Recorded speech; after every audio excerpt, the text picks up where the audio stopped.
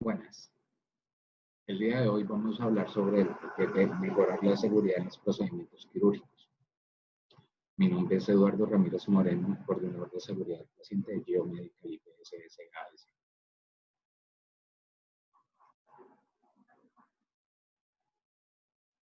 El objetivo de este paquete es desarrollar y fortalecer el conocimiento técnico y administrativo, además de las competencias y habilidades para la ejecución de prácticas seguras, tanto barreras como defensas, por parte del personal de salud responsable de ejecutar las actividades relacionadas con la atención del paciente en todo el proceso pre, trans y postquirúrgico, para disminuir la presentación de eventos adversos e incidentes.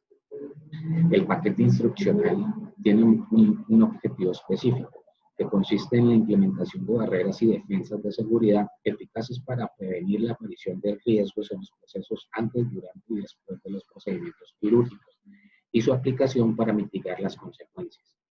Como nosotros somos unidad de cuidado intensivo, el durante no lo vamos a tener desarrollado en los procesos de la unidad, pero el antes y el después sí son procesos que nosotros podemos asegurar. El primer proceso pre habla de la reserva de cama en UCI. La reserva de cama en UCI se debe diligenciar por medio de un formato, que es el que están observando en el momento, en el cual tienen unos datos básicos de identificación del paciente, el diagnóstico clínico de ingreso, el diagnóstico clínico actual y el motivo de la reserva de cama, además de identificación del área de donde están haciendo la reserva. El proceso quedaría de la siguiente forma. El personal administrativo de referencia del servicio de la unidad de cuidado intensivo recepciona y formato reserva de cama en UCI de los servicios de urgencia, hospitalización o cirugía del Hospital Raúl Orejuela Bueno y verifica los datos clínicos y identificación del paciente diligenciando el formato seguimiento de referencia y contrarreferencia clínica. El personal de referencia valida los datos administrativos del paciente, en especial la autorización de UCI dada por la EPS del paciente. El personal de referencia traslada el formato de reserva de cama en UCI al médico y la enfermera de turno para la asignación del cubículo del paciente. El médico de UCI, con la información clínica registrada en el formato, asigna el cubículo informando a la enfermera para el diligenciamiento de la reserva en cama en el tablero de censo. Aquí se debe escribir que la cama va a quedar reservada a nombre del paciente de acuerdo a cómo se diligencia el tablero de censo. En el caso de que no se reserve la cama o no se acepta la reserva, el médico debe escribir el motivo del rechazo de la misma. El personal de referencia informa el área donde se generó la reserva, el número del cubículo asignado para el paciente. El personal asistencial, en caso de que el área requiera confirmación del cubículo, informa por medio telefónico el número del cubículo asignado. El siguiente proceso lo tenemos también en el PRE, que son los consentimientos informados tanto quirúrgico como anestésicos. Estos dos consentimientos son los consentimientos que maneja el Hospital Raúl Orejuela Bueno, tanto para el proceso anestésico como para el proceso de intervenciones quirúrgicas. Ambos deben ser diligenciados por los médicos especialistas que van a hacer la intervención del paciente. La programación de cirugía. En el caso de que en la UCI se necesite hacer una programación de cirugía, se diligencian todos los documentos internos de la unidad y se le llevan a la auxiliar administrativa que recepciona los documentos, del cual contenga la orden del especialista, los exámenes de laboratorio y la valoración de anestesia. Y allí mismo le hacen la programación de cirugía. ¿Cómo se prepara el paciente quirúrgico? Pues las observaciones generales son: 5 días antes de la cirugía se debe suspender medicamentos como aspirina, ginkgo biloba, omega 3, ibuprofeno, alcacelcer, salbutamol y sarsaparilla, porque estos medicamentos prolongan los tiempos de coagulación. Además, se le debe suspender la anticoagulación con heparina bajo peso molecular 12 horas antes del procedimiento. Un día antes de la cirugía se debe suspender los alimentos enterales a partir de las 8 de la noche. ¿Cuáles son los cuidados del día de la cirugía? Entonces, dar su tratamiento antihipertensivo normalmente, lo mismo el tratamiento antiglicémico que tiene el paciente. Ingresar totalmente en ayunas, tiene que tener como mínimo 8 horas de ayunas, traer los documentos completos como fotocopia de la cédula, carnet de salud actualizados, orden de autorización de la EPS, Historia clínica, resultados de laboratorio, ecografías, fotocopia y la valoración del anestesiólogo. El paciente debe llevar el kit quirúrgico, que es bata, gorro, polaina, todo desechable. Tener rasurada la zona operatoria sin maquillaje, sin esmalte en las uñas, y obligatorio llevar un acompañante. Además, desde la UCI se debe identificar por medio del rótulo de identificación quirúrgica al paciente. En la bata desechable se le debe colocar en el pecho el nombre completo del paciente, el número de documento de identidad, la edad, el tipo de cirugía y si tiene lateralización. El médico debe hacer una valoración preanestésica. Esta valoración preanestésica lo realiza en el formato que tiene el Hospital Raúl Orejuela Bueno del área de cirugía, en el cual contiene los datos de identificación del paciente, pues el nombre completo, la edad, historia clínica, el médico que lo valora y cuál es el tipo de cirugía que está programada. Realiza los antecedentes, entonces identifica los antecedentes patológicos, hospitalarios, quirúrgicos, anestésicos, tóxicos, alérgicos, farmacológicos, transfusionales y en caso de mujeres, químicos técnicos. Revisa laboratorios, realiza el examen físico. Entonces, el anestesiólogo realiza la revisión del sensorio, la compresión, los signos vitales, si el paciente tiene prótesis dental o lentes. Realiza la medición de la apertura bucal, la distancia mentoglótica para hacer la identificación del mal linfático. Revisa la cabeza u órganos de los sentidos, cuello, tórax, abdomen, genitourinario, extremidades y neurológico. Además de eso, realiza la valoración de los exámenes de laboratorio, el cuadro hemático, los tipos de coagulación, la glicemia, función renal, parcial de orina, rayos X de tórax, electrocardiografía y otros si los llegan a tener. Y con toda esta información realiza una conclusión, que es el estado físico para hacer la clasificación ASA, el estado funcional, el Goldman, si necesita algunas interconsultas o algunas observaciones especiales. En el intraoperatorio, que es responsabilidad del área de cirugía, se debe diligenciar la lista de chequeo de cirugía segura de la OMS. Esta lista de chequeo tiene tres momentos para diligenciar. En la entrada, en el cual lo que van a hacer es como un chequeo cruzado de todas las cosas que requiere el paciente en el momento de, antes de iniciar la operación. Tienen que hacer una pausa quirúrgica en el cual revisan cuáles han sido los momentos que tiene el paciente y los eventos adversos críticos para poderlos prevenir y colocar las barreras de seguridad. Y en la salida, pues obviamente realizan un chequeo pues para identificar aquellas posibles fallas que son más frecuentes, como el etiquetado de muestras, el conteo de compresas o si hay que resolver algún problema relacionado con el instrumental o el equipo médico. Posterior a eso se realiza el traslado. El cirujano nos tiene que hacer el traslado a la unidad de cuidado intensivo.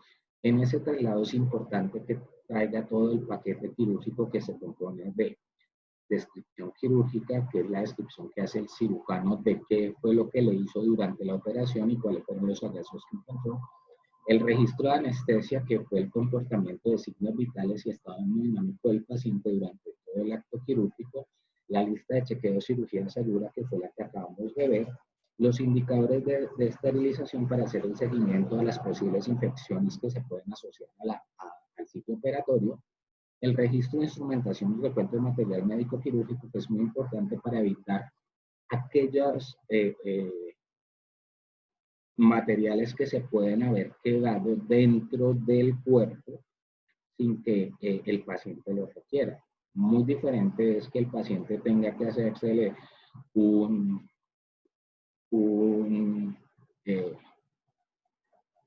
colocársele compresas porque está sangrando, entonces el médico en contención le coloca muchas compresas y deja el abdomen abierto. A dejarle una compresa porque no se hizo el conteo de material adecuado.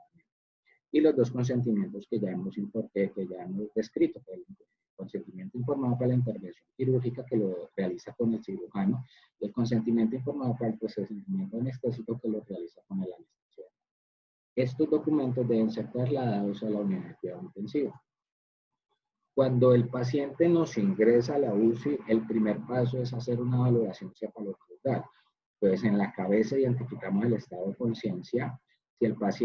Si el paciente viene solamente con pseudoanalgesia, nosotros identificamos un raso en glaso. Pero si el paciente viene con anestesia general, lo hacemos por medio del Aldrete.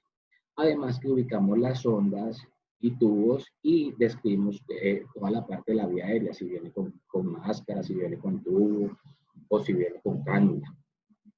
En el tórax miramos simetría y lo mismo, identificación de tubos y catéteres, en abdomen, medidas quirúrgicas, drenes y el tipo de exudado, que es muy importante porque esto nos puede decir más adelante si el paciente presenta lesiones de tipo quemaduras en la piel por el tipo de exudado abdominal que está presentando. Los genitales, pues la integridad y el tipo de eliminación, o sea, si es espontáneo por sonda vesical. Las extremidades, pues vamos a identificar fuerza, tono y si tiene catéteres periféricos y el tipo de anestesia recibida.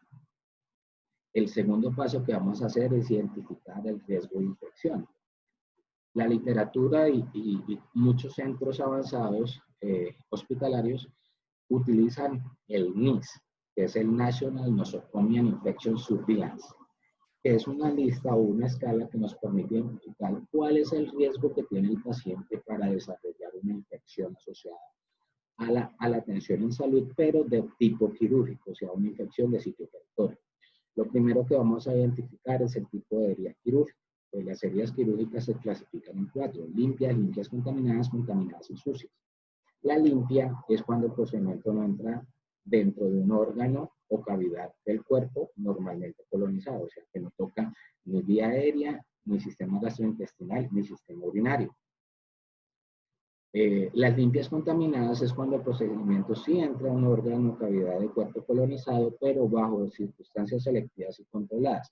Es decir, nosotros vamos a hacerlo más que todo por tipo laparoscópico. O sea que la incisión que yo voy a tener va a ser muy pequeña, por eso se llama controlada. La herida contaminada es cuando se presenta una contaminación grosera en el sitio quirúrgico en ausencia de infección obvia. Es decir, que yo voy a entrar a un órgano o cavidad del cuerpo colonizado, pero lo voy a hacer por medio de una incisión quirúrgica grande. Y las heridas sucias es cuando la infección activa ya está presente antes de hacer la incisión quirúrgica. Por ejemplo, en los casos de peritonitis, esto ya se considera que hay una infección activa antes de yo hacer la incisión quirúrgica. El segundo ítem que vamos a valorar es el ASA, que es el American Society of Anesthesiologists, que nos dan un riesgo quirúrgico de acuerdo al estado físico del paciente. Los pacientes ASA 1 y ASA 2 son los pacientes que generalmente se operan electivamente, que son los pacientes sanos o que tienen una enfermedad sistémica leve, sin limitación funcional. El 3, el 4 y el 5 es el paciente que ya está con una enfermedad muy avanzada o que se le está haciendo control de daños. Mientras que el paciente ASA 6 es el paciente que solamente se le está haciendo rescate de órganos. El paciente que ya tiene muerte cerebral y que el personal de salud lo está cuidando para que se le haga el rescate de sus órganos. Y el tercer ítem que vamos a valorar es la duración de la cirugía. En la valoración de cirugía nosotros vamos a ver la hora de inicio de la incisión y la hora de cierre quirúrgico. ¿A qué nos referimos con eso? La hora de inicio la vamos a tomar desde el momento que se hace la incisión, no la preparación previa. ¿Qué es la preparación previa? La inducción de anestesia, la colocación de sondas, catéteres y todo esto que se hace bajo sedación o la intubación. Nosotros necesitamos saber es en qué momento, a qué hora le hicieron la incisión quirúrgica del cirujano que está operando al paciente. Y la terminación no es cuando el paciente sale del quirófano, sino cuando el cirujano termina de realizar la sutura de su herida quirúrgica. Esto generalmente el anestesiólogo lo coloca en este sitio por medio de unas X. Por eso es muy importante el registro de anestesia para nosotros conocer este tipo de tiempo. Cuando ya tenemos todos estos tres datos, vamos a identificar el riesgo de infección. Entonces, lo primero que vamos a valorar es el riesgo ASA. Un paciente ASA 1 y ASA 2 lo vamos a categorizar con 0 puntos, mientras que el 3, 4 y 5 le vamos a colocar un punto. El tipo de herida, la limpia y la limpia contaminada va a tener 0 puntos, mientras que la contaminada y sucia va a tener un punto. El tipo de cirugía, que es la que acabamos de describir, si es menor a 2 horas va a tener 0 puntos y si es mayor a 2 horas va a tener un punto. Entonces, si nosotros tenemos un paciente que le vamos a hacer una apendicectomía, el riesgo ASA va a ser 1 o 2, la herida es una limpia contaminada y el tiempo de cirugía es menor a 2 horas, o sea que el paciente va a tener 0 puntos. Es decir, que tiene un riesgo del 1%. 1 de cada 100 pacientes van a desarrollar una infección de sitio operatorio. Muy diferente al paciente que se le va a hacer una policistectomía abierta, porque esos pacientes, su compromiso sistémico ya los clasifica en un ASA 3, 4, pues ya van a tener un punto. La herida es una herida contaminada o sucia dependiendo de la extensión de la infección y el tiempo quirúrgico va a ser mayor de 2 horas, o sea que este paciente va a tener 3 puntos y con 3 puntos el riesgo de infección es el 15%. Es decir, 15 pacientes de cada 100 van a desarrollar una infección de sitio operatorio. Cuando nosotros tenemos la certeza de que el paciente lo vamos a estudiar en el postoperatorio inmediato, es decir, la literatura recomienda que los pacientes postquirúrgicos, si no van a tener otra intervención, se realice una extubación en las siguientes 12 horas. O sea que yo no le debería montar sedación. Además, si tuvo anestesia, lo más recomendable es que yo solamente le monte fentanil para el control del dolor.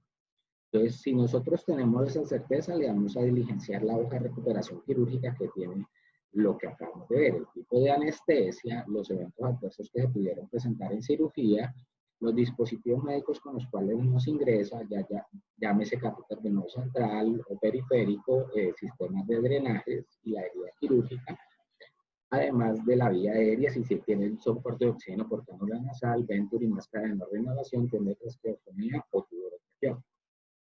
El control de líquidos administrados y eliminados, que es muy importante porque ese balance el paciente ya no lo trae. Es un paciente que no viene con balance en cero, sino viene con un balance ya positivo posiblemente de cirugía. Acá viene en la hoja del registro de anestesia, nosotros podemos ver cuáles fueron los líquidos que le administraron y cuáles fueron los líquidos que eliminó. Hacemos el cálculo de la infección de riesgo de infección quirúrgico, que es lo que acabamos de ver, y importante es que vamos a hacer la escala de recuperación posanestésica o Aldrete. ¿Qué es esa escala de recuperación posanestésica o Aldrete? Es una escala que le permite al personal de salud conocer si el paciente ya está recuperado de la anestesia o no. Entonces, tiene cinco ítems para valorar. El primer ítem habla de la actividad, que es la capacidad que tiene el paciente de mover sus extremidades. Si mueve las 4 extremidades, le vamos a colocar una puntuación de 2. Si solamente mueve 2, le vamos a colocar una puntuación de 1. Pero si no mueve ninguna, le colocamos 0. En respiración, entonces como si el paciente nos llega intubado, el paciente se coloca en presión soporte y es la capacidad para inspirar el aire profundamente. Entonces, si el paciente hace volúmenes en presión soporte, que es el modo que yo le voy a colocar al paciente para poderlo extubar, le vamos a colocar 2. Pero si presenta disnea o respiración limitada o taquipnea, le colocamos 1. O si definitivamente está entregado a la ventilación mecánica, le colocamos 0. La circulación, por eso es importante la hoja de valoración de anestesia, porque nosotros vamos a tener cuál era el rango de presión arterial que tenía antes del momento quirúrgico. Entonces, con eso, nosotros vamos a determinar si la presión arterial era igual al momento prequirúrgico, le colocamos 2, pero si la presión es más o menos del 20 al 49%. Al momento preanestésico le colocamos uno, pero si la presión arterial definitivamente está hipertenso o hipotenso, en comparación a cómo llegó en el nivel prequirúrgico, le vamos a colocar cero. El nivel de conciencia, entonces nosotros valoramos el nivel de conciencia con RAS. Si el paciente está plenamente consciente, está despertable y eso le colocamos 2. Si necesita estímulo para que se despierte, le colocamos 1. Y si no tiene ninguna respuesta, le vamos a colocar 0. Es decir, vamos a valorar el RAS desde 0 a -4. Y luego viene la saturación, que es el ítem más fácil de verificar. Si nosotros tenemos un paciente con tubo orotraqueal con una FiO2 menor del 40%, le vamos a colocar 2. Pero si tiene una FiO2 entre el 40 y el 50%, le vamos a colocar 1. Y si le requiere una FiO2 mayor del 50%, le vamos a colocar 0. Y esto para encontrar saturaciones de oxígeno por encima del 90%. Con esta escala, con una puntuación de 6, se considera que el paciente está recuperado.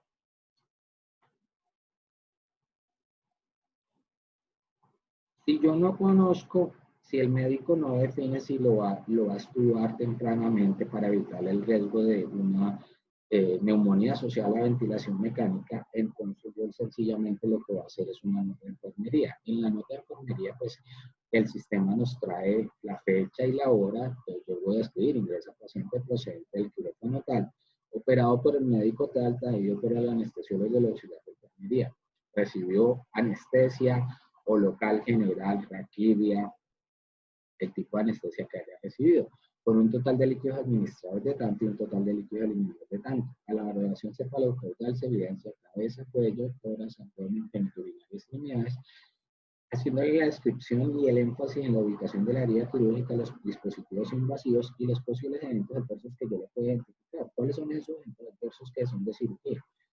Quemaduras, úlceras por presión, daño en los catéteres periféricos, extravasaciones, plebitis químicas. Pues todo eso yo tengo que verificarlo para saber que esos eventos adversos no son de nosotros como UCI, sino del área quirúrgica. Tiene un riesgo de infección del X%, que ya sabemos cómo sacarlo, y durante el proceso de recuperación tiene un aldrete de tanto a los 15 minutos, de tanto a los 30 minutos, de tanto a los 45 minutos y de tanto a la hora. Y de allí le hago 2 valoraciones de aldrete más a las 2 horas y a las 3 horas. Y listo. ¿Cuáles son las indicaciones postquirúrgicas? Pues primero, en la dieta, llevar una alimentación balanceada para favorecer la cicatrización, no grasas, no fritos. Es importante consumir frutas, gelatinas y no lácteos. Recuerde que el paciente, nosotros vamos a ingresar al paciente posiblemente para la casa, y que tenemos que hacer énfasis en estas indicaciones postquirúrgicas. Lávese constantemente las manos con agua y jabón, o usar alcohol glicerinado. Esto es muy importante para evitar que la herida se nos infecte. En actividad física le vamos a decir que tiene que mantener reposo en cama, que puede subir y bajar las escaleras con ayuda hasta que su médico le indique que pueda hacerlo solo. Si necesita andador, muletas o bastón para mayor seguridad, jamás puede cargar objetos mayores de 5 kilogramos. Realizar actividad física moderada durante los siguientes 10 días es para prevenir que nos haga trombos, y reanude sus actividades solamente con la indicación médica. ¿Cuáles son las recomendaciones para evitar infecciones en la herida quirúrgica? Entonces, después de una cirugía, la piel inicia inmediatamente en el proceso de cicatrización. Durante ese tiempo es importante que realice cuidados especiales para evitar infecciones en las incisiones quirúrgicas, y así evolucionan adecuadamente. Pues primero, antes de tocar una herida o cambiar gasas, lávese las manos con agua y jabón y séquelas con una toalla. Mantener la herida cubierta por las primeras 48 horas, y después solamente se cubre si hay alguna indicación. Si no, es mejor dejar la herida al aire. Pero si usted ve que la herida tiene un punto abierto, o si tiene alguna exposición, se le puede hacer afrontamiento para que haga una cicatrización por segunda intención. Si la herida está cubierta por un parche transparente, manténgalo así hasta que se desprenda, o retírelo cuando su médico lo indique. Limpiar su herida quirúrgica con agua y jabón diariamente durante el baño y manténgala seca. seca. Es muy importante esto de la mantenerla seca. No secarla con algodón, se tiene que secar con un paño o con una toalla seca, limpia. Además que si tiene algún drenaje cerrado de construcción, manténgalo sellado. Si es necesario manipularlo, lávese las manos y utilice guantes desechables. Si tiene úlceras en la piel, mantenga la limpieza y siempre siguiendo las recomendaciones de cuidados dadas por el médico. Si su herida quirúrgica está cubierta con vendoletas, que son estas mariposas que generalmente uno le hace con apósitos o con adhesivos especiales, no es necesario cubrirlas durante el baño, porque estas se caen solas entre el cuarto y el séptimo día. Si usted tiene algún drenaje de tipo Penrose, es indispensable cubrirlo durante el baño, en especial el sitio de inserción y el drenaje como tal. Consulte a su médico si, de acuerdo a la evolución de su herida, requiere otros cuidados y realice ejercicios respiratorios inspirando profundo por lo menos 5 veces cada hora o estimulando el reflejo de tos para facilitar la expulsión de secreciones durante el día. Gracias por su colaboración. Espero que haya quedado